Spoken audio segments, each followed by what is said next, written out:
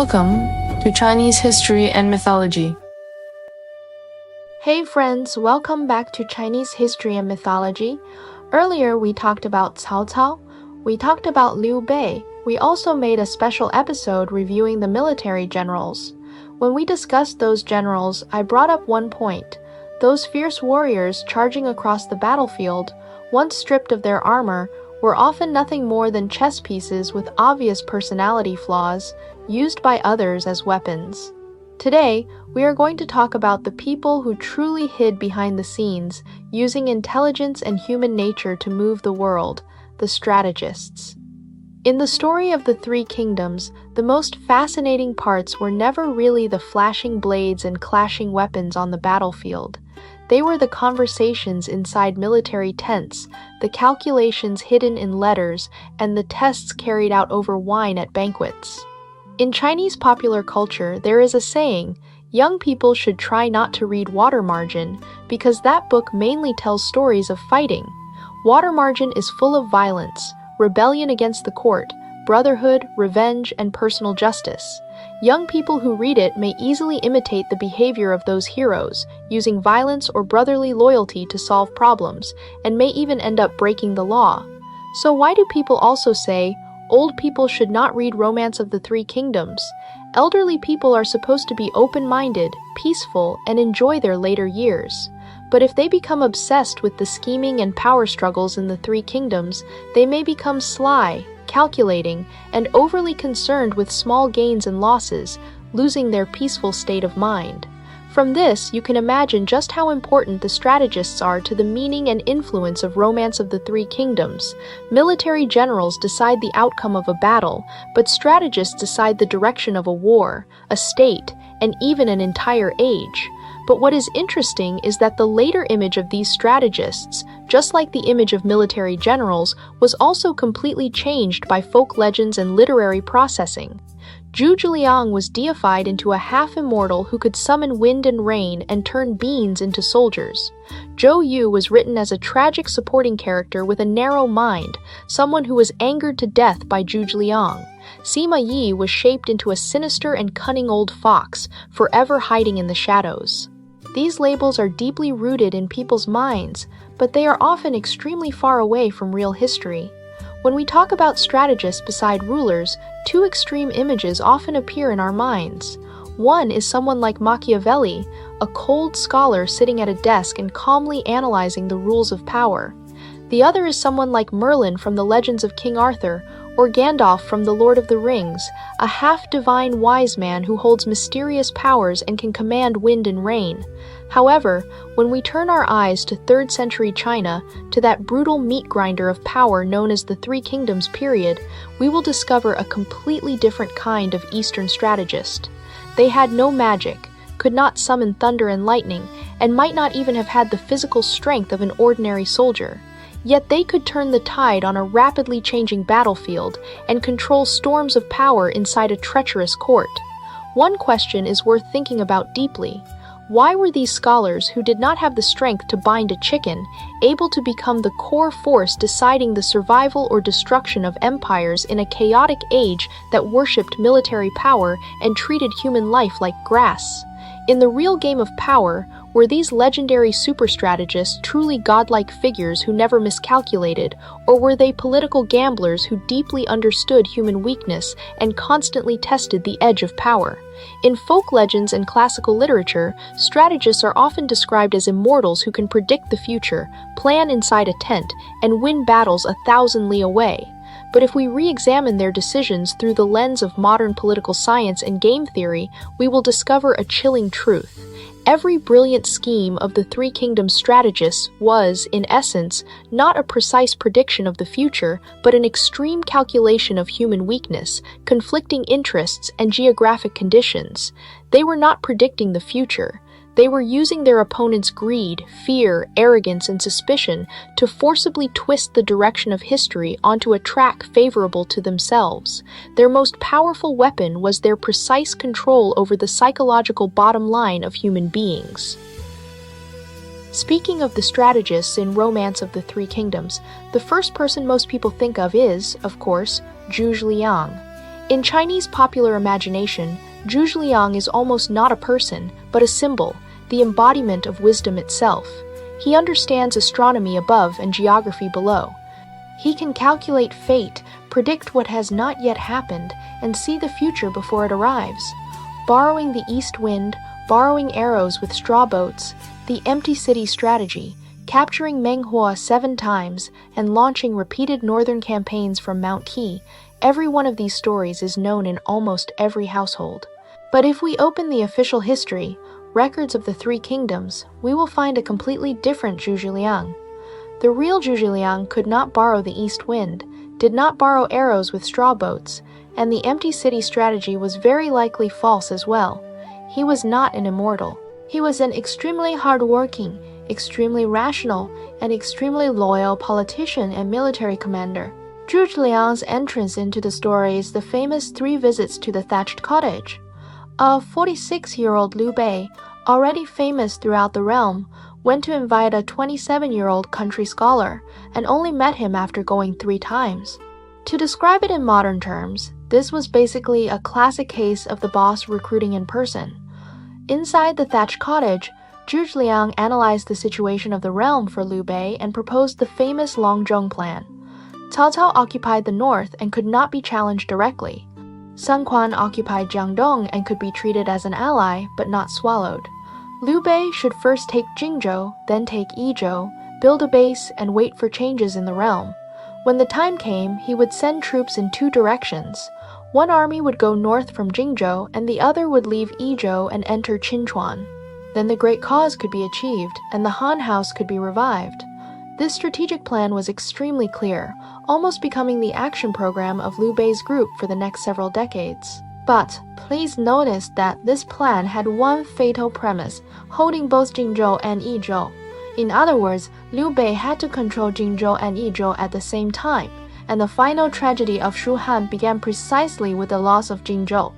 Many foreign friends, when studying Shu Han history, often praise Zhuge Liang's Longzhong plan highly and consider it one of the greatest strategic plans in ancient China.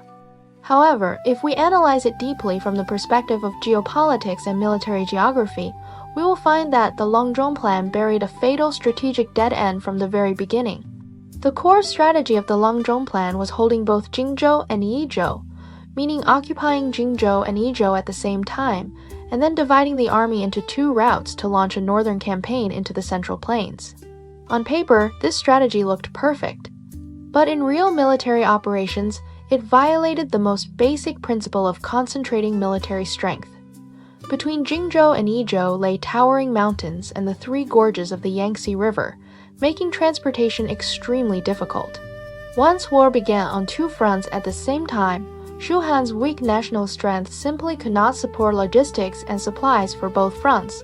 Even more fatal was the fact that Jingzhou was a land contested from all directions. To the north was Cao Cao, and to the east was Sun Quan. Shu Han's force in Jingzhou was actually at an absolute disadvantage, trapped between 2 sides. When Zhuge Liang created this strategy, in order to match Liu Bei's political demand of reviving the Han house, he deliberately played down Eastern Wu's determination to obtain Jingzhou. This blind optimism and strategy directly led to the chain of disasters that followed: Guan Yu's loss of Jingzhou and Liu Bei's crushing defeat at Yiling. When Liu Bei entrusted the broken situation to Zhuge Liang at Beidi City, Shu Han was facing a desperate crisis both inside and outside. Externally, it had lost Jingzhou, its strategic springboard. Internally, it faced serious factional division. Inside the Shu Han regime, there were roughly 3 factions: the Jingzhou faction that had followed Liu Bei into Shu, the Dongzhou faction from Liu Zhang's period, and the local Yizhou scholar gentry faction. The local Yizhou scholar gentry had not been optimistic about Shu Han from the beginning. They believed that, with the natural defenses of the Sichuan Basin, separatist self-preservation was the best choice, and that Shu Han simply did not have the strength to launch northern campaigns into the Central Plains. As the ruler of an outside regime, Zhuge Liang faced an extremely severe internal governing crisis. After Liu Bei's death, Zhuge Liang assisted Liu Shen and truly lived up to the words, "Devote oneself completely until death." During his governance of Shu Han, he promoted the legal system, developed agriculture, stabilized Nanzhong, and helped a country that had just suffered the crushing defeat at Yiling and nearly collapsed stand firm again. Then he began the northern campaigns. From 228 to 234 AD, Zhuge Liang launched 5 northern campaigns, which are the so-called 6 campaigns from Mount Qi in the novel. In reality, there were not 6, and the main battlefield was not always at Mount Qi. Each of these northern campaigns came close to success but failed because of insufficient grain supplies, obstacles from the rear, or the enemy's tight defense. The time he came closest to success was the first northern campaign, but because Ma Su lost Jiting, the entire military situation collapsed. Zhuge Liang executed Ma Su with tears in his eyes, and he also submitted a memorial demoting himself by 3 ranks. Zhuge Liang's northern campaigns were, in essence, a political survival war of using offense as defense. Through constantly creating military pressure outside the state, he used a state of war to suppress factional struggles inside the regime and used the political correctness of reviving the Han House to unite everyone's thinking. During the northern campaigns, Zhuge Liang displayed extremely powerful political control. He held all power in his own hands, and every matter, large or small, was decided by him. He even strictly suppressed generals like Wei Yan, who had independent tactical ideas. Wei Yan's Ziwu Valley plan may have been a feasible military gamble, but politically, Zhuge Liang would never allow any general to possess independent military power and strategic decision-making authority outside his control. Zhuge Liang's perfection, in a certain sense, was a suffocating kind of political pressure. With his superhuman energy and absolute moral authority, he forcibly stitched together the internal cracks of Shu Han and extended the life of this weak regime for several decades. He was not only fighting against Ta Wei, he was also fighting against Shu Han's internal geographic fate, which was destined to move toward decline. Many people criticized Zhuge Liang's northern campaigns as exhausting the army through endless war, as doing something he knew could not be done. But if we stand in his position and think about it, perhaps we can understand his helplessness. Shu Han was trapped in one corner, and its population was less than 1/4 of Cao Wei's. If it simply waited for Cao Wei to continue developing, the gap would only grow larger and larger. The northern campaigns were the active struggle for survival of the weaker side. He was using offense to win strategic space and time. He knew that the hope of success was slim, but he knew even more clearly that if he did nothing, Shu Han would die even faster. In his later memorial on sending out the troops, he wrote a very tragic line: "I will devote myself completely until death. As for success or failure, advantage or disadvantage, that is not something my wisdom can foresee. I will give everything I have until the day I die. As for whether it succeeds or fails, that is something I cannot predict." This was the choice of a clear-minded pessimist. He was too intelligent. He saw the overall trend of the realm clearly, but he still chose to be the person who moved against the current because his lord had entrusted the entire state and his son to him. He could not retreat. Zhuge Liang finally died at Wuzhang Plains, located in today's Qishang County, Boji City, Shangqi Province. He died in the military camp on the front line of the northern campaign at the age of 54. After his death, the common people of Shu Han mourned him voluntarily. The historical records say that the people wept in the streets. There are probably very few people in history who could make the common people cry after their death. So you may question his military ability, but you cannot question his character and his ability to govern. He may not have been a perfect military strategist, but he was absolutely a great politician, a man who wrote the word loyalty to its absolute limit. So if we ask who in Romance of the Three Kingdoms could become Zhuge Liang's lifelong rival, the first person would certainly be Sima Yi. Speaking of Sima Yi, we are touching the deepest and most chilling abyss of power among the Three Kingdom strategists. Sima Yi was the most important figure of political strategy in the later period of Cao Wei. In the end, he changed from a minister into the key figure who allowed the Sima family to seize power, laying the foundation for the establishment of the Jin dynasty. In popular imagination, Sima Yi is often portrayed as Zhuge Liang's stepping stone, a coward frightened away by the empty city strategy. But this is completely a literary smear. In real history, Sima Yi was one of the greatest strategists and masters of psychological manipulation in the Three Kingdoms era. The man who spent his life facing off against Zhu Zhiliang was Sima Yi of Cao Wei. If Zhu Zhiliang was a bright strategist standing openly under the light, then Sima Yi was a dark strategist hidden deep underground. Sima Yi came from the Sima clan of Heini, a powerful aristocratic family in the late Eastern Han. When he was young, he was already famous for his learning and talent, but he was extremely good at disguise. Cao Cao heard that he was talented and wanted to summon him to serve as an official. Sima Yi pretended to be ill, pretending he had suffered a stroke and could not move half of his body or get out of bed. Cao Cao did not believe him and sent someone to test him. Sima Yi lay on the bed without moving at all, not even blinking his eyes. Later, when Cao Cao discovered the truth, he only said lightly, "This man wants to become an official, but he is also afraid of death." In our previous episode, we also analyzed just how sharp and suspicious Cao Cao was. He saw through Sima Yi, but he never killed him. Instead, he asked him to assist Cao Pai. Why?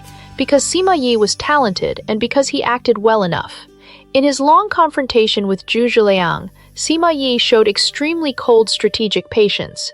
In order to force a quick battle, Zhu Zhiliang repeatedly sent people to insult Sima Yi, even sending him women's clothing. The generals under Sima Yi were furious and demanded to go out and fight. But Sima Yi knew very clearly that the Shu army had marched from far away and was short of grain supplies. As long as he held his position and refused to fight, the Shu army would inevitably defeat itself. He withstood all internal pressure and even submitted a memorial to Emperor Ming of Wei, Cao Ri, pretending to ask for battle, using Cao Ri's imperial order to suppress the other generals. Sima Yi's endurance was not cowardice, it was absolute obedience to the rules of war and precise control over Zhu Zhiliang's psychology. He knew Zhu Zhiliang was eager for quick success, so he deliberately refused to let him get what he wanted. He used the resources and time of the state to wear Zhu Zhiliang down until death. The greatest ability of Sima Yi's life can be summed up in one word: endure. He could endure what ordinary people could not endure. When he faced Zhu Zhiliang sent him a set of women's clothing, trying to anger him into battle. At that time, this was an enormous humiliation, almost like calling him not a man in front of the entire army. How did Sima Yi react?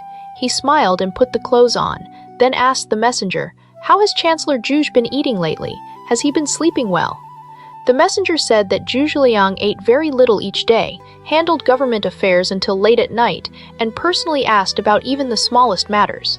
After hearing this, Sima Yi said to the people beside him, "Zhu Zhiliang eats little but handles too many affairs. How can he live long? He ate so little and managed so much. How could he possibly live long?" You see, Sima Yi could not only endure, he could also judge the other person's health and lifespan from the details of daily life. This kind of insight is truly terrifying. If his confrontation with Zhu Zhiliang showed Sima Yi's strategic patience, then the incident at Gaoping Tombs completely exposed his bottomless political cold-bloodedness. In 249 AD, Sima Yi took advantage of the moment when Cao Fang and Cao Shuang left Luoyang to sweep the tombs at Gaoping Tombs and launched a coup. In order to win Cao Shuang's trust, Sima Yi swore by the Luo River, promising that as long as Cao Shuang handed over his military power, he would be allowed to live out his life in wealth and honor. In ancient times, swearing by the Luo River was an extremely solemn political promise. Breaking such an oath would bring the contempt of everyone under heaven. But after Cao Shuang surrendered, Sima Yi immediately broke his oath and executed Cao Shuang and his 3 clans on the charge of treason. This act completely destroyed the political credit system of the Cao Wei regime. Sima Yi used extremely vile political fraud to exchange for absolute power. His success proved that before absolute interest and power, all moral oaths and brilliant schemes could become pale and powerless.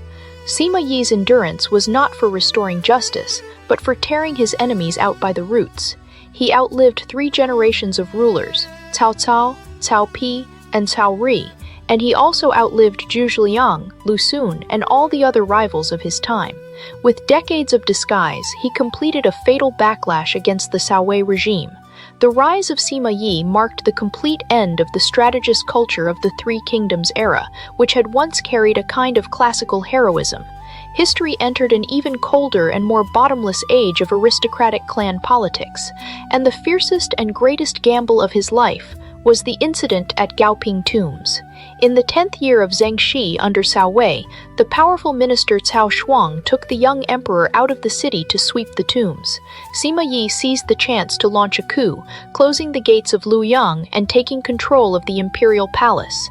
At that time, Cao Shuang still had the emperor, still had military power, and still had the possibility of turning the situation around. Sima Yi sent someone to tell Cao Shuang, "As long as you hand over your military power, I will guarantee you wealth and honor for the rest of your life. I swear by the Luo River." Cao Shuang believed him. He naively thought that Sima Yi would truly let him go. And what happened? After Cao Shuang returned to the city, Sima Yi first placed him under house arrest, then charged him with treason and beheaded his entire family, young and old, along with thousands of his followers and trusted allies. Not one was spared. Swearing by the Luo River, that was nothing more than a political prop. Once it had been used, it could be thrown away. After the incident at Gaoping Tombs, Sima Yi completely took control of Cao Wei's power, paving the way for his sons Sima Shi and Sima Zhao. In the end, his grandson Sima Yan deposed the emperor of Cao Wei and established the Jin dynasty. Sima Yi himself did not usurp the throne, but he prepared everything needed for usurpation. His life was like a snake coiled in the darkness, staying motionless for decades, and finally biting the prey's throat in one strike. It is very hard to like this man, but you have to admit that he was one of the top political figures of the Three Kingdoms era. But after Cao Shuang surrendered, Sima Yi immediately broke his oath and executed Cao Shuang and his three clans on the charge of treason. This act completely destroyed the political credit system of the Cao Wei regime. Sima Yi used extremely vile political fraud to exchange for absolute power. His success proved that before absolute interest and power, all moral oaths and brilliant schemes could become pale and powerless. Sima Yi's endurance was not for restoring justice, but for tearing his enemies out by the roots. He outlived 3 generations of rulers, Cao Cao, Cao Pi, and Cao Ri, and he also outlived Zhu Liang, Lu Xun, and all the other rivals of his time. With decades of disguise, he completed a fatal backlash against the Cao Wei regime. The rise of Sima Yi marked the complete end of the strategist culture of the Three Kingdoms era, which had once carried a kind of classical heroism. History entered an even colder and more bottomless age of aristocratic clan politics. On the Shu Han side, there were also 2 very important strategists, Pang Tong and Fa Zheng. Pang Tong was known as the fledgling phoenix, and he was as famous as Zhu Liang, whose title was the Hidden Dragon. There is a saying, where there is a hidden dragon, there must also be a fledgling phoenix. From this, we can see the authority Pang Tong held as a strategist. After he joined Liu Bei, he played a key role in the process of taking Yizhou.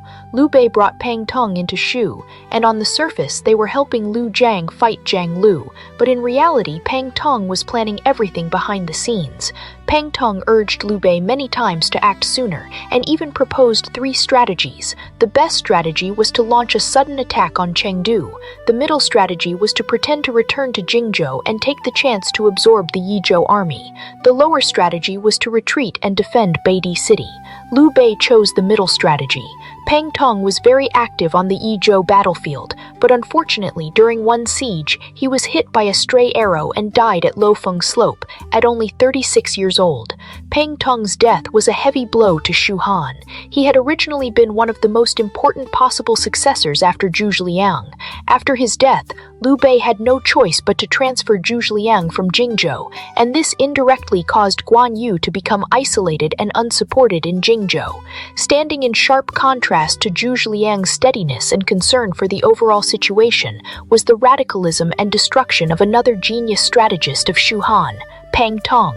Pang Tong's title was Fledgling Phoenix, and in folk reputation, he stood alongside Zhu Liang. But in real history, Pang Tong represented the most extreme and most practical route in the Shu Han camp, one that would use any means necessary. During Liu Bei's entry into Shu and seizure of Yizhou, Pang Tong proposed 3 plans to Liu Bei: the best plan, the middle plan, and the lower plan. The best plan was to choose elite troops, march day and night, directly launch a surprise attack on Chengdu and capture Lu Zhang alive. The middle plan was to pretend to return to Jingzhou, lure and kill the Shu Han defending generals, and then advance step by step. The lower plan was to return to Badi City and slowly make plans from there. In the end, Liu Bei chose the middle plan and rejected Pang Tong's best plan. Many people believe Liu Bei did this because he was kind and could not bear to strike cruelly against Lu Zhang, who belonged to the same imperial clan. But in fact, Liu Bei rejected the best plan because he knew very well that if this extreme military gamble failed, he would have nowhere to be buried. Pang Tong's best plan completely abandoned all political morality and strategic buffer. It was pure gambler psychology. Pang Tong's radicalism reflected his extreme anxiety about Liu Bei's situation at the time. He understood that Liu Bei was already nearly 50 years old and had no time left to waste. He had to take Yizhou with the fastest and most ruthless methods. Pang Tong's death from an arrow at Luofeng Slope looked, on the surface, like an accidental military mistake. In order to give Liu Bei the chance to shine, Pang Tong personally led a side force along a smaller road, only to fall into an ambush. But on a deeper level, Pang Tong's death was the inevitable result of the struggle between the radical and steady roots inside Shu Han. Pang Tong's early death caused Liu Bei to completely lose the strategic margin for quickly swallowing the realm. It also forced Liu Bei to slow down and transfer Zhu Zhiliang, Zhang Fei, Zhao Yun, and others into Sichuan, paying an extremely painful price before he finally took Yizhou. Pang Tong's talent is beyond doubt, but his extreme personality, doing anything to achieve his goal, even disregarding his lord's safety, meant that he was destined not to become the foundation stone that kept the state machine running, as Zhu Zhiliang did. His destruction was a miniature portrait of radicalism crashing into complex political reality. In the strategist group of Shu Han, there was another figure who was often criticized by later moral defenders, but who played an irreplaceable role in Liu Bei's group. That person was Fa Zheng. Fa Zheng's courtesy name was Zhao Ji. He was a typical poisonous strategist, someone who remembered every slight and repaid every grudge. His private life was not proper, and he even privately killed several people who had once offended him because of personal resentment. In the Han Dynasty, which valued moral reputation and personal integrity, someone like Fa Zheng would normally have found it very difficult to enter the core circle of power. But Liu Bei listened to almost everything he said, and even wept bitterly after his death. Fa Zheng may have been Liu Bei's most trusted strategist, with no real rival. Fa Zheng was originally an official under Lu Zhang, but he believed Lu Zhang was weak and unclear-minded, so he had long been secretly plotting with Zhang Song to welcome Liu Bei into Shu. After Liu Bei took Yizhou, Fa Zheng became Liu Bei's chief strategist.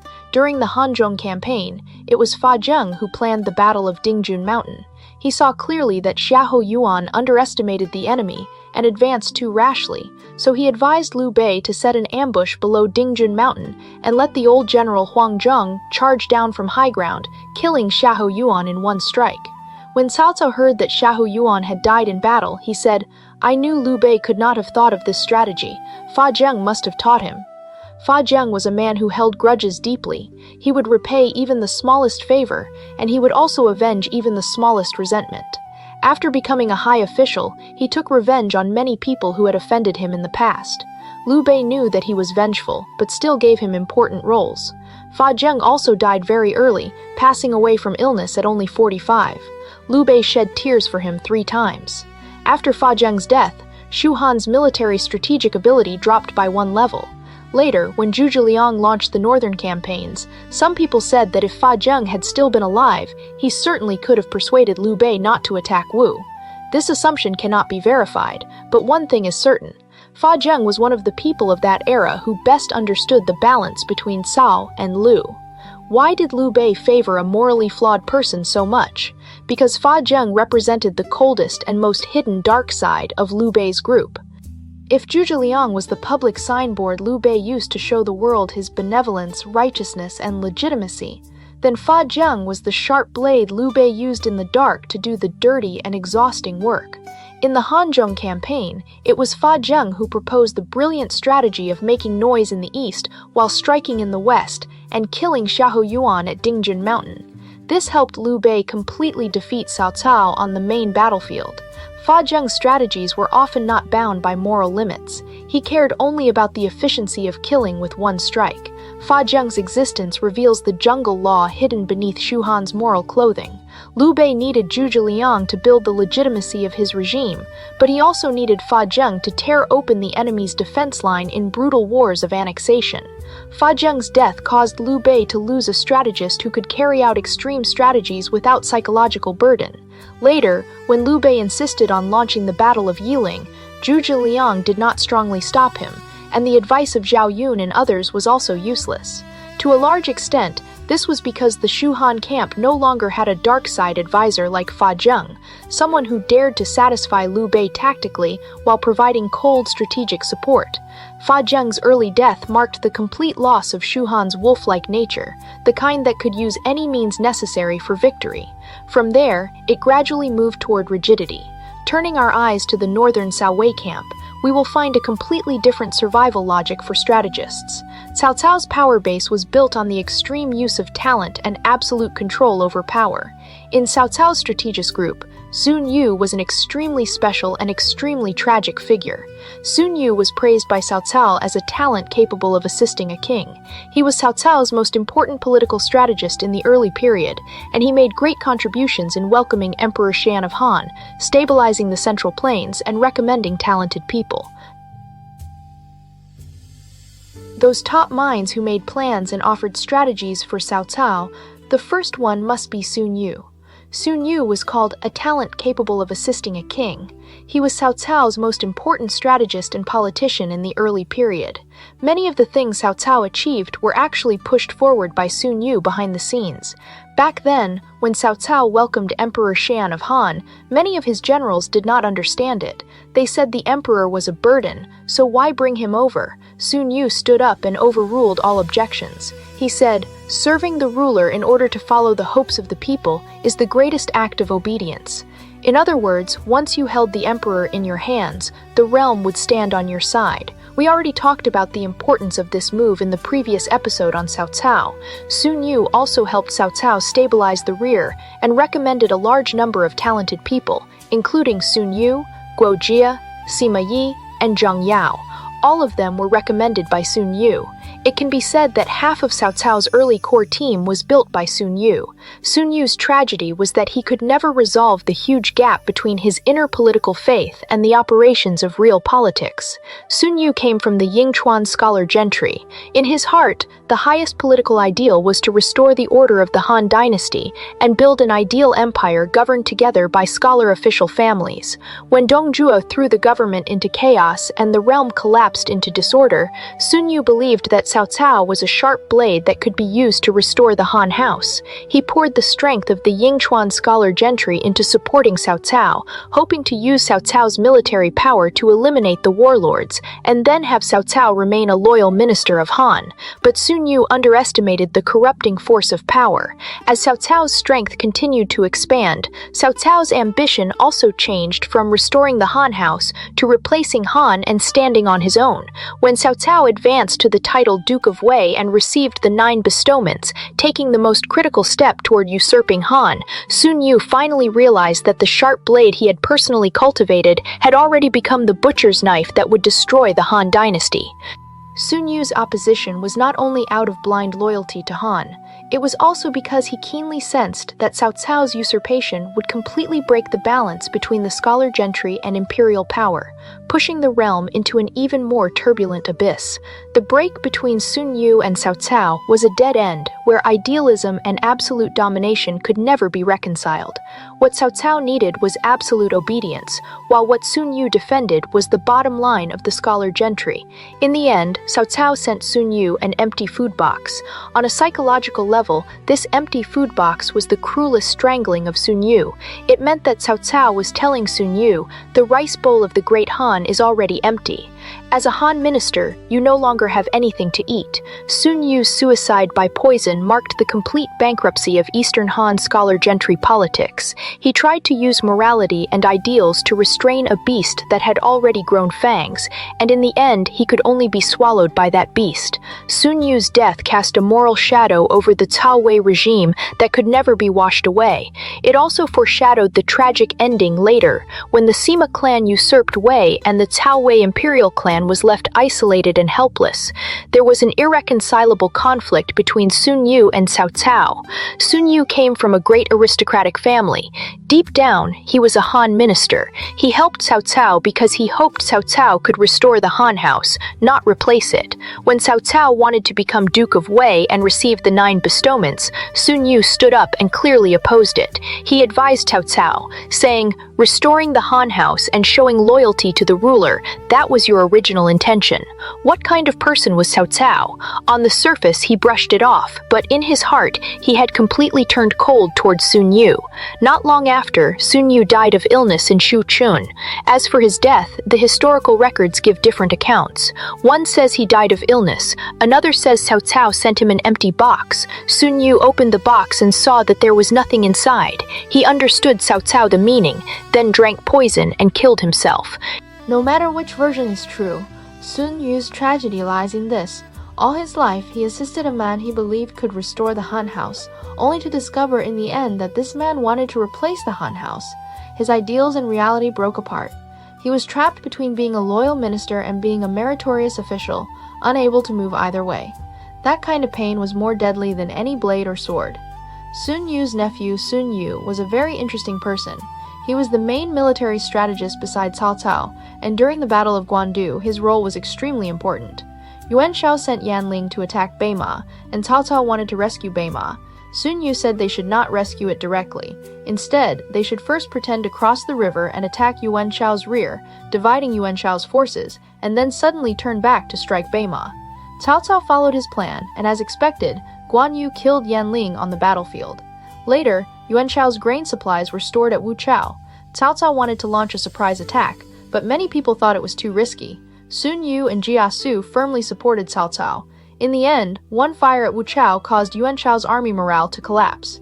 Sun Yu was extremely low-key. Throughout his life, he offered countless brilliant strategies for Cao Cao, but he never boasted about himself. His trait was appearing foolish on the outside while being wise on the inside. He looked ordinary on the outside, even a little dull, but inside, he understood everything more clearly than anyone. Cao Cao once praised him by saying, "Sun Gongda is a model for others." Unfortunately, he died a few years after Sun Yu, but he also did not live to see the day when Wei replaced Han. After Sun Yu, the strategist group of Cao Wei gradually split into 2 completely different survival forms. One was the extreme tool person represented by Sun Yu. The other was the master of psychological warfare represented by Guo Jia. After Sun Yu, the strategist group of Cao Wei gradually split into 2 completely different survival forms. One was the extreme tool person represented by Sun Yu. The other was the master of psychological warfare represented by Guo Jia. Sun Yu, courtesy name Gongda, was a military strategist whom Cao Cao relied on heavily. He took part in many tactical designs during the Battle of Guandu, including the killing of Yan Ling and Wen Chou, as well as the Battle of Yanjin. Cao Cao called him his military advisor. But Sun Yu's image in history is extremely low-key.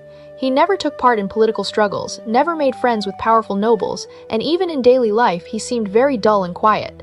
Sun Yu's low profile under a ruler like Cao Cao, who was naturally suspicious and extremely ruthless in killing, was an extremely clever philosophy of survival. Cao Cao needed a pure technocrat like Sun Yu. Sun Yu was only responsible for providing tactical plans. He never interfered in strategic decisions, and he never touched political red lines. He completely lowered himself into an executor of Cao Cao will and a computer for tactical deduction. Sun Yu's wisdom in protecting himself reflects the helplessness of strategists under absolute imperial power. In order to protect their own lives and their families, they had no choice but to suppress their own political ambitions. He represented the extreme form of the tool person within the Cao Wei strategist group, using absolute obedience in exchange for a peaceful end. Unlike Sun Yu's extreme caution, Guo Jia was the most individualistic genius in Cao Wei's strategist group, and also the best at psychological warfare. Guo Jia's private life was not proper, and he was often impeached by others, but Cao Cao favored him greatly. Guo Jia's true strength did not lie in arranging troops and formations, but in calculating the heart. He could see the psychological weaknesses of his enemies with extreme precision, and then build strategies from that. When predicting Sun Si's death, Guo Jia judged that Sun Si was reckless and unguarded, and would certainly be killed by assassins. When advising Cao Cao to attack the Wuhuan quickly, Guo Jia saw through the lucky mindset of Yanshang's remaining forces and the Wuhuan people, who relied on their distance and made no preparations. Guo Jia's strategies often carried a kind of gambler-like madness, but what he gambled on was not luck, it was the inevitability of human nature. Among the people, there has always been a saying, if Guo Jia had not died, the hidden dragon would not have come out. It means that if Guo Jia had still been alive, Zhu Zhiliang would not have been able to succeed at the Battle of Red Cliffs. This saying clearly exaggerates Guo Jia's role. The fundamental reasons for the defeat at Red Cliffs were that the Tao army was not skilled in naval warfare, disease was spreading, and there was strategic arrogance. These were physical realities that no strategist could reverse through intelligence alone. But Guo Jia's early death did indeed cause Cao Cao to lose a mind reader who could see through the psychological weaknesses of his enemies. Guo Jia's death also reflects the risk behind Cao Cao's early policy of appointing people solely by talent. In order to break the monopoly of the scholar gentry, Cao Cao promoted many people like Guo Jia, who came from humble backgrounds and had flawed personalities. These people were extremely talented, but they lacked the restraint of traditional morality. Guo Jia's early death made Cao Cao appear powerless in his later years when facing a strategist like Sima Yi, who was patient, deep, and had no moral bottom line. Speaking of Guo Jia, many people immediately think of the saying, if Guo Jia had not died, the hidden dragon would not have come out. It means Guo Jia was so powerful that before Guo Jia died, Zhu Zhiliang did not dare to enter the stage. Does this saying make sense? Let's first look at historical facts. Guo Jia was indeed one of Cao Cao's most trusted strategists, especially skilled at judging human hearts and the overall trend of the realm. When Cao Cao was attacking Lu Bu, he wanted to retreat near the end. Guo Jia said Lu Bu was already exhausted, and if they pushed a little harder, they could take him down. Cao Cao listened to him, and sure enough, he captured and killed Lu Bu. When Cao Cao faced off against Yuan Shao and felt uncertain, Guo Jia proposed the famous theory of 10 victories and 10 defeats, analyzing from 10 angles why Cao Cao would win and Yuan Shao would lose. After hearing this, Cao Cao's confidence greatly increased. Later, when Cao Cao launched a northern campaign against the Wuhuan, many people worried that Liu Biao would attack from behind. Guo Jia said Liu Biao was someone who only knew how to brag and would not truly take action, so Cao Cao could go fight without worry. Cao Cao returned with a great victory, just as expected. Cao Cao thought extremely highly of Guo Jia and said, only Feng Shao can understand my mind. Guo Jia was only 38 when he died, and Cao Cao cried bitterly. Later, after the crushing defeat at the Battle of Red Cliffs, Cao Cao Tansi, if Guo Feng Shao had been here, he would not have allowed me to end up like this. If Guo Jia had still been alive, I would not have lost so badly. Guo Jia's true brilliance lay in his insight into human nature. He was like a top-level psychologist, able to judge the behavioral patterns of opponents and allies with great accuracy, but he died too early and never had the chance to show more. So if Guo Jia had not died, the hidden dragon would not have come out, is more of a fan fantasy. It does not have enough historical basis. Zhu Zhiliang's emergence was the result of Liu Bei's 3 visits to the thatched cottage. It had no direct connection to whether Guo Jia was alive or dead. There is one more strategist we must mention, Jia Su. This man may have been the smartest and also the most terrifying strategist of the 3 kingdoms. Later generations called him a poisonous strategist. Almost every one of his plans was precise and effective, but every one of them also carried destructive consequences.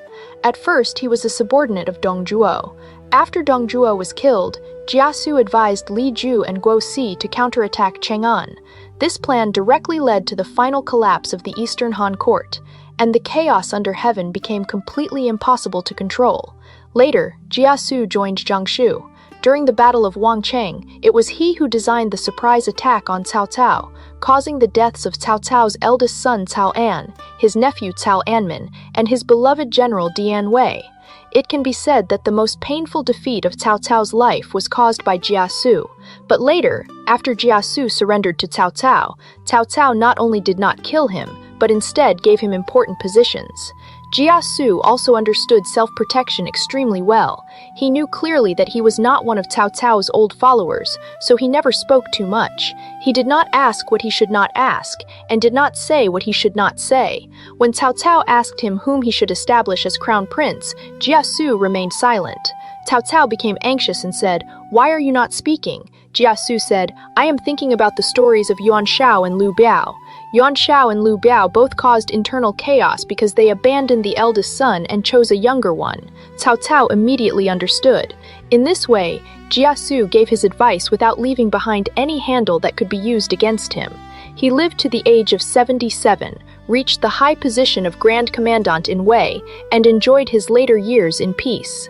In an age when most strategists did not come to a good end, Jia Su was one of the very few who managed to withdraw safely. Every decision he made was protecting himself, and every word he spoke was calculating the consequences. You can say he was a refined egoist, but you have to admit that he lived the longest and laughed until the end. In the group portrait of Three Kingdoms strategists, Jia Su is an extremely special figure. If Zhuge Liang represents the extreme of idealism, then Jia Su is the embodiment of absolute pragmatism and selfishness. Among the people, he was called a poisonous strategist because his plans were often flawless, but the price was the blood of countless people and great chaos under heaven. Jia Su's famous first move came after Dong Zhuzhuo's death, when he advised Li Zhu and Guo Si to counterattack Chang'an. This strategy directly caused the complete collapse of the Eastern Han court and brought terrible suffering to the Guangzhong region. Jia Su gave this advice only to preserve his own life. In his eyes, all the people under heaven and the rise and fall of a dynasty were not as important as his own survival. This extreme coldness ran through his entire life. Later, he assisted Jiang Su and defeated Cao Cao twice. But before the Battle of Guandu, he accurately judged that Cao Cao had greater potential and persuaded Jiang Su to surrender again. In Cao Cao to camp, Jia Su displayed top-level psychological insight. When Cao Cao was uncertain about the issue of choosing an heir and secretly asked for Jia Su's opinion, Jia Su did not answer directly. Instead, he said, "I am thinking about Yuan Shao and Liu Biao." Yuan Shao and Liu Biao both destroyed their own forces because they abandoned the eldest son and chose a younger one. Cao Cao instantly understood and immediately confirmed Cao Pi's position as heir. With only one sentence, Jia Su decided the future political direction of Cao Wei. However, the most terrifying and smartest part of Jia Su was his wisdom in protecting himself. He knew very clearly that he was a surrendered official with no political foundation. So in the Cao Wei court, he never formed factions for personal gain. After work, he closed his door and did not go out, and he even did not allow his children to marry into powerful families. At the center of power, full of suspicion and killing, Jia Su used extreme low profile and restraint to successfully protect himself and his family. In the end, he died peacefully at the old age of 77. All his life, he calculated against others. But in the end, through his deep understanding of human weakness, he perfectly protected himself. Finally, we turn our eyes to the Eastern Wu camp in Jiangdong. The strategists of Eastern Wu carried a unique tragic undertone as prisoners of geopolitics. They not only had to face the enormous military pressure of northern Cao Wei, but also had to engage in difficult power struggles inside their own state with the great local families of Jiangdong. Zhou Yu was the brightest commander-type strategist in early Eastern Wu. In Romance of the Three Kingdoms, Zhou Yu is shaped into a tragic figure who is narrow-minded, jealous of Zhuge Liang's talent, and finally angered to death. The line, "Since Yu was born, why was Liang also born?" is especially deeply rooted in people's minds. But this is a serious distortion of historical truth. The real Zhou Yu was not only an outstanding tactical commander, but also a geopolitical master with a grand strategic vision. Before the Battle of Red Cliffs, the voices inside Eastern Wu calling for surrender were very strong. It was Zhou Yu who precisely analyzed the 4 fatal weaknesses of the Cao army and strengthened Sun Quan's determination to resist Cao Cao. In the Battle of Red Cliffs, Zhou Yu served as the frontline commander-in-chief and used a fire attack to defeat the Cao army, laying the foundation for the division of the realm into 3 powers. But Zhou Yu's strategic ambition went far beyond this. He proposed to Sun Quan a grand strategy of dividing the realm into 2. First, seize Jingzhou, fully control the Yangtze River, then march into Yizhou, bring Ma Chao and the other Ziliang forces under their command, and finally divide rule with Cao Cao along the river while waiting for the chance to launch a northern campaign. Zhou Yu's strategy was more aggressive than Lu Su's strategy on the couch, and also more enterprising. He saw through the potential threat of Liu Bei's group, and argued that while Liu Bei had not yet gained a firm foothold, Eastern Wu should place him under comfortable house arrest, divide Guan Yu and Zhang Fei from him, and completely eliminate the threat of Shu Han. The idea that Zhou Yu was jealous of Zhu Ziliang is complete nonsense. As Eastern Wu's highest military commander, Zhou Yu's vision was the whole realm. He would never be jealous of a Shu Han strategist who had not yet fully risen. Zhou Yu's early death was a huge loss for Eastern Wu. His death caused Eastern Wu to lose its only commander with the ability and strategic courage to advance and seize the realm. From that point on, Eastern Wu's strategy retreated from dividing the realm into 2 to defending Jiangdong as a separatist power, and it never again had the ability to pose a real strategic threat to the north. Unlike Zhou Yu's aggressive ambition, Lu Su is often portrayed in popular imagination as an honest, simple, nice guy who was tricked again and again by Zhu Ziliang. This is also a serious literary misunderstanding of history. Lu Su was not honest and simple at all. On the contrary, he was the geopolitical master in the Eastern Wu camp with the deepest and coldest strategic vision. When Lu Su first met Sun Quan, he proposed the famous strategy on the couch. He clearly pointed out that the Han dynasty could no longer be restored, and Cao Cao could not be eliminated immediately either. Eastern Wu's only path was to stand firmly in Jiangdong, observe the changes under heaven, wait for the chance to seize Jingzhou, fully control the Yangtze River, and build an imperial enterprise. Lu Su was the earliest strategist inside Eastern Wu to see the reality that Cao Cao could not be removed quickly. After the Battle of Red Cliffs, Lu Su strongly supported lending Nan commandery in Jingzhou to Liu Bei. Many people think this was because Lu Su was weak and had been fooled by Zhu Ziliang. But in fact, this was an extremely brilliant geopolitical investment. At that time, although Cao Cao had retreated in defeat, he still maintained enormous military pressure. If Eastern Wu had borne the entire defense of the middle and lower Yangtze River alone, it would have faced huge military risks. By lending Nan commandery to Liu Bei, Lu Su was actually placing Liu Bei at the very front line of resistance against Cao Cao, using Jingzhou as Eastern Wu's buffer zone. At the same time, this also allowed the Sun-Lu alliance to continue, preventing Eastern Wu from being attacked from both front and rear while fighting on 2 fronts. Lu Su's lending of Jingzhou was a top-level strategic operation, using space in exchange for time, and using local interests in exchange for overall security. He saw through Liu Bei's need for territory, and he also saw through Sun Quan's need for safety. Through extremely practical methods, he maintained the delicate strategic balance among the 3 kingdoms. Lu Su's death marked the loss of Eastern Wu's strategic rationality. His successor, Lu Meng, for the sake of immediate local gain, launched a surprise attack on Jingzhou. Although this expanded Eastern Wu's territory in the short term, it completely destroyed the Sun-Lu alliance, led to the brutal exhaustion of the Battle of Yiling, and ultimately caused Eastern Wu to lose the strategic initiative in the struggle for the realm. In the later period of Eastern Wu, Lu Xun became the most important strategic figure. Lu Xun came from the Lu clan, one of the 4 great families of Jiangdong. He was the peak representative of the great aristocratic families in Eastern Wu's military world. Lu Xun's most classic battle was, of course, the Battle of Yiling, where he burned the connected Shu camps and defeated Liu Bei. Facing Liu Bei's revenge army, which had been launched with the strength of the entire state, Lu Xun displayed terrifying patience and tactical execution. He voluntarily retreated hundreds of li, giving the dangerous terrain to the Shu army, while he held his own position and refused to fight. The Shu generals repeatedly asked for battle, but Lu Xun withstood all the pressure.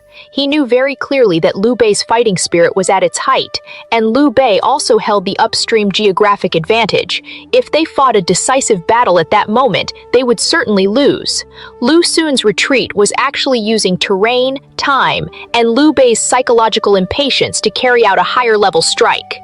When the Shu army had advanced 500 or 600 li deep into Wu territory and had set up connected camps stretching 700 li in the hot summer, Liu Bei's army was already exhausted, morale was low, and it had lost coordination with the navy. Lu Xun sharply seized this opportunity and used a fire attack to crush the Shu army in one move. Lu Xun's victory did not rely on some strange trick. It relied on absolute respect for the rules of war and the extreme wearing down. Finally, we turn our eyes to the Eastern Wu camp in Jiangdong. The strategists of Eastern Wu carried a unique tragic undertone as prisoners of geopolitics. They not only had to face the enormous military pressure of northern Cao Wei, but also had to engage in difficult power struggles inside their own state with the great local families of Jiangdong. Zhou Yu was the brightest commander-type strategist in early Eastern Wu. In Romance of the Three Kingdoms, Zhou Yu is shaped into a tragic figure who is narrow-minded, jealous of Zhuge Liang's talent, and finally angered to death. The line, "Since Yu was born, why was Liang also born?" is especially deeply rooted in people's minds. But this is a serious distortion of historical truth. The real Zhou Yu was not only an outstanding tactical commander, but also a geopolitical master with a grand strategic vision. Before the Battle of Red Cliffs, the voices inside Eastern Wu calling for surrender were very strong. It was Zhou Yu who precisely analyzed the 4 fatal weaknesses of the Cao army and strengthened Sun Quan's determination to resist Cao Cao. In the Battle of Red Cliffs, Zhou Yu served as the frontline commander-in-chief and used a fire attack to defeat the Cao army, laying the foundation for the division of the realm into 3 powers. But Zhou Yu's strategic ambition went far beyond this. He proposed to Sun Quan a grand strategy of dividing the realm into 2. First seize Jingzhou, fully control the Yangtze River, then march into Yizhou, bring Ma Chao and the other Ziliang forces under their command, and finally divide rule with Cao Cao along the river, while waiting for the chance to launch a northern campaign. Zhou Yu's strategy was more aggressive than Lu Su's strategy on the couch, and also more enterprising. He saw through the potential threat of Liu Bei's group, and argued that while Liu Bei had not yet gained a firm foothold, Eastern Wu should place him under comfortable house arrest, divide Guan Yu and Zhang Fei from him, and completely eliminate the threat of Shu Han. The idea that Zhou Yu was jealous of Zhuge Liang is complete nonsense. As Eastern Wu's highest military commander, Zhou Yu's vision was the whole realm. He would never be jealous of a Shu Han strategist who had not yet fully risen. Zhou Yu's early death was a huge loss for Eastern Wu. His death caused Eastern Wu to lose its only commander with the ability and strategic courage to advance and seize the realm. From that point on, Eastern Wu's strategy retreated from dividing the realm into 2 to defending Jiangdong as a separatist power, and it never again had the ability to pose a real strategic threat to the north. Unlike Zhou Yu's aggressive ambition, Lu Su is often portrayed in popular imagination as an honest, simple, nice guy who was tricked again and again by Zhuge Liang. This is also a serious literary misunderstanding of history. Lu Su was not honest and simple at all. On the contrary, he was the geopolitical master in the Eastern Wu camp with the deepest and coldest strategic vision. When Lu Su first met Sun Quan, he proposed the famous strategy on the couch.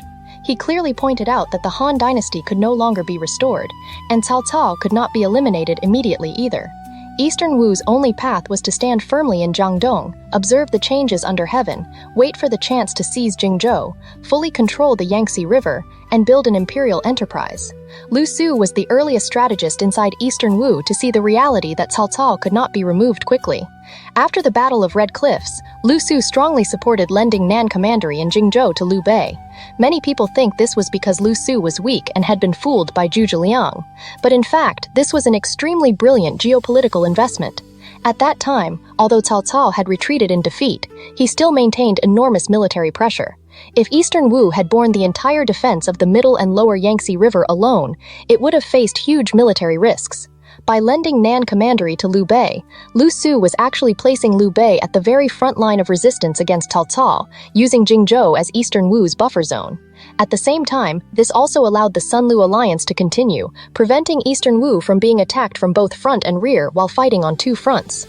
Lu Su's lending of Jingzhou was a top-level strategic operation, using space in exchange for time, and using local interests in exchange for overall security. He saw through Liu Bei's need for territory, and he also saw through Sun Quan's need for safety. Through extremely practical methods, he maintained the delicate strategic balance among the three kingdoms. Lu Su's death marked the loss of Eastern Wu's strategic rationality. His successor, Lu Meng, for the sake of immediate local gain, launched a surprise attack on Jingzhou.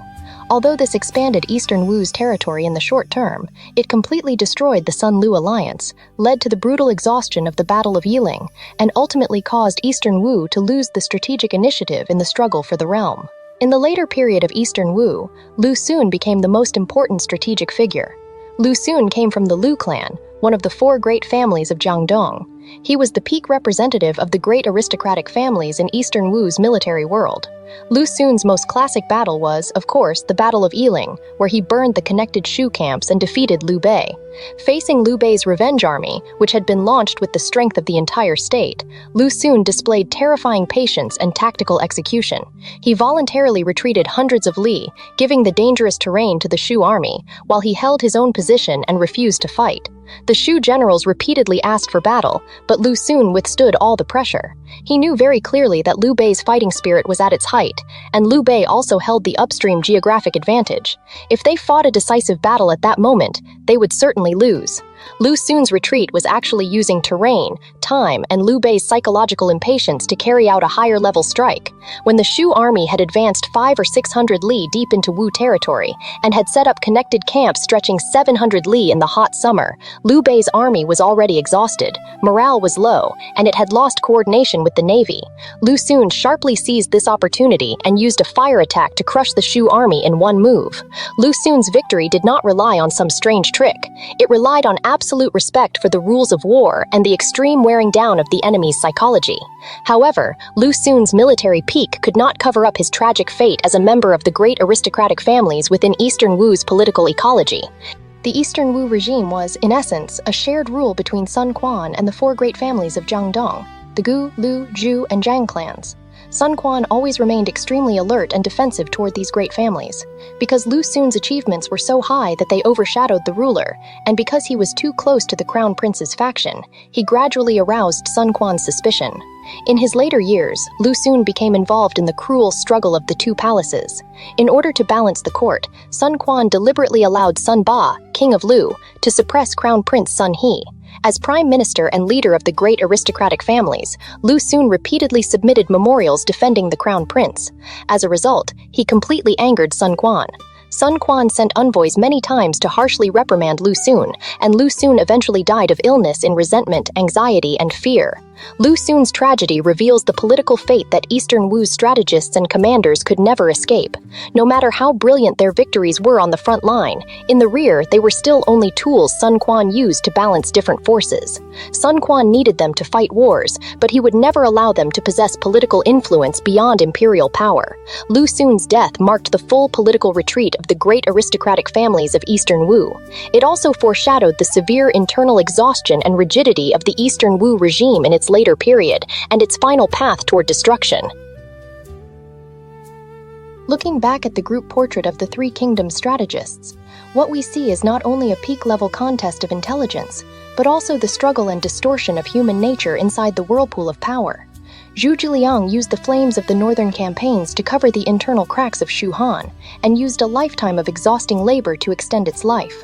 Inside his wisdom, there was a tragic grandeur of knowing something could not be done, yet still choosing to do it. Pang Tong and Fa Zheng represented the sharp edge of extreme pragmatism. With reckless radicalism and coldness, they tore open Liu Bei's bloody road toward kingship, but also accelerated their own destruction. Sun Yu tried to use the ideals of the scholar gentry to restrain absolute power, and in the end he died in bitterness under the backlash of power. His death announced the bankruptcy of classical political ideals.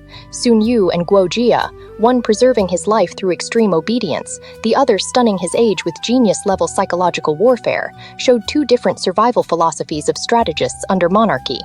Sima Yi used decades of endurance and bottomless fraud to complete the ultimate theft of power. He proved that before absolute interest, moral oaths are worth nothing. Zhu Yu, Lu Su, and Lu Xun, the three pillars of Eastern Wu, carried out the ultimate geopolitical contest under the protection of the natural barrier of the Yangtze River. But in the end, none of them could escape the tragic fate of great aristocratic families before imperial power. We have more or less gone through the top strategists of the three kingdoms. You will notice one common rule. Most of these extremely intelligent people did not have very good endings. Zhu Zhiliang worked himself to death on the road of the northern campaigns. Sun Yu died from the conflict between ideals and reality. Zhu Yu died young. Lu Xun was driven to death by politics. Pang Tong died from a stray arrow. Fa Zheng died of illness. Guo Jia died young. Sima Yi did laugh until the end, but his reputation in history will forever be linked with cunning and usurpation. Only Jia Zhu, through extreme self-protection, lived as the exception. In a chaotic age, wisdom can help you achieve great things, but wisdom itself cannot protect you. What truly decides fate is position, timing, character, and choice. The strategists could see through the realm, but they might not be able to see through themselves. They used everything they had learned in their lives to move the world, but in the end they were often devoured by the world. In the long river of history, these strategists calculated human hearts and calculated the realm, yet they often could not outcalculate the current of the age or the flaws in their own personalities. They thought they were the players holding the chess pieces, able to control the direction of the world. But in the end, they discovered that they themselves were nothing more than pieces on the chessboard of power. The essence of Three Kingdoms strategist culture reveals a cruel truth in Eastern politics. Before absolute imperial power and domination, the more dazzling a strategist's wisdom is, the stronger his own tragic color becomes. They spent their entire lives building stairways for emperors to climb toward the peak of power. But after those emperors reached the top, what often waited for the strategists was the bleak ending of being discarded once their work was done. This may be the deepest and most sorrowful historical legacy that the strategists of the Three Kingdoms left to the world.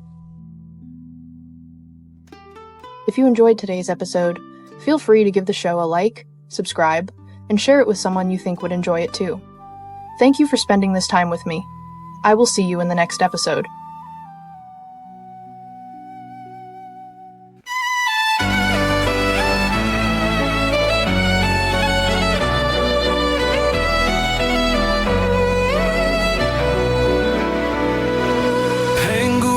The sky in light, knew I healed the broken heart. Folks, he traced the world's design. Every age leaves stories bright. Yaya dynasty shaped bronze. Shang dynasty cast oracle bones. Thou dynasty built right. Qin dynasty forged the great walls. Han dynasty opened Silk Road winds. Three Kingdoms dynasty turned war to tales. Qin dynasty led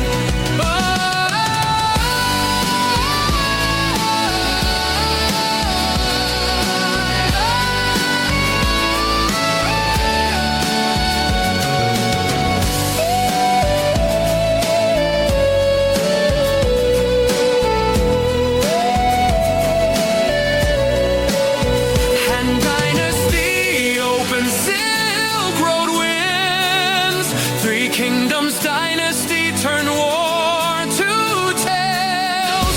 Qin dynasty led ink and mountains bloom. Sui dynasty carved the grand canal. Tang dynasty crowned the world with art. Song dynasty raised learning's flag.